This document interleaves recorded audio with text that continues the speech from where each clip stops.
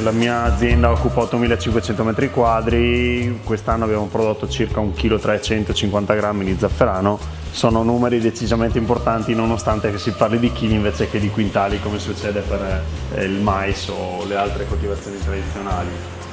Ho conosciuto Robert, quando gli ho dato in mano lo zafferano lui mi ha fatto provare di quelle cose che non avrei neanche mai pensato di poter assaggiare. Mi ha fatto conoscere Alessio, che è uno dei ceramisti eccezionali, che io vedo le sue opere utilizzate anche da grandissimi chef. Robert vi spiegherà. Oh sì, avere appunto personaggi come Rubio tra cucina. Qui E la terra come l'hai ottenuta? la terra è una sorta di frolla poi sbriciolata, frolla più ricca di burro e ricca con farina di nocciole, per cui più aromatica. E adesso appunto E la gelatina invece è normale gelatina? è una gelatina di agar. La salsa tabacco invece è una salsa in infusione, con il mio tabacco preferito che è l'Old Holborn, che è praticamente un tabacco da pipa, molto aromatico, frutto rosso secco, è naturalissimo, non c'è nessun tipo di additivo all'interno.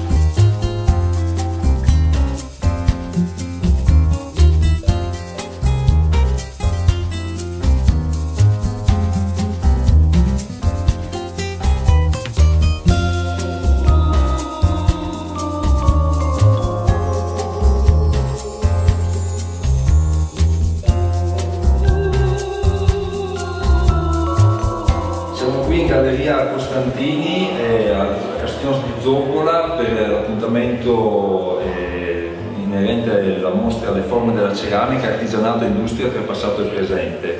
Questa sera il tema della serata è stato il dolce nestretiare, l'arte della cucina, lo zafferano e la ceramica.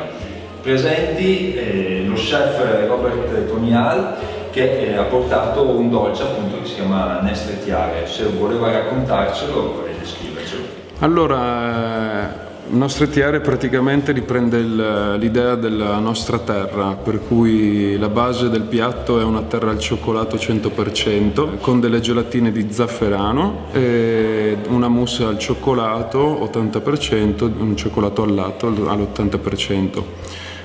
L'ho guarnito con dei fiori eduli e dei semi di ravanello. Delle foglie di sciso, i petali di ibisco, della calendula, tutto questo per completare meglio il piatto.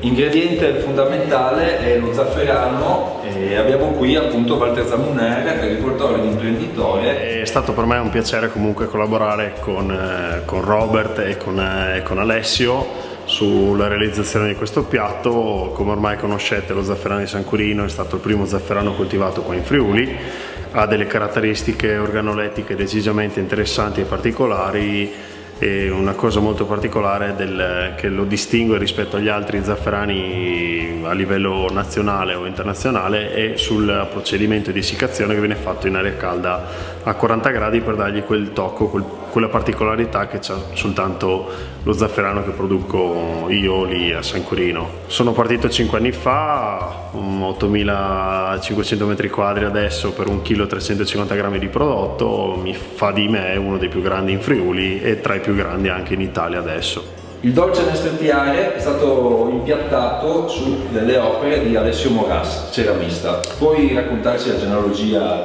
del nome nestretiare? Nasce da queste due parole friulane, quindi nostra terra, siamo 3 friulani, e dalla terra della ceramica che lavoro viene creato il piatto, dove è stato impiattato il dolce dello chef, che ha una base chiamata terra, di cioccolato, con delle gelatine di zafferano che cresce nel terreno comunque della nostra zona friulana.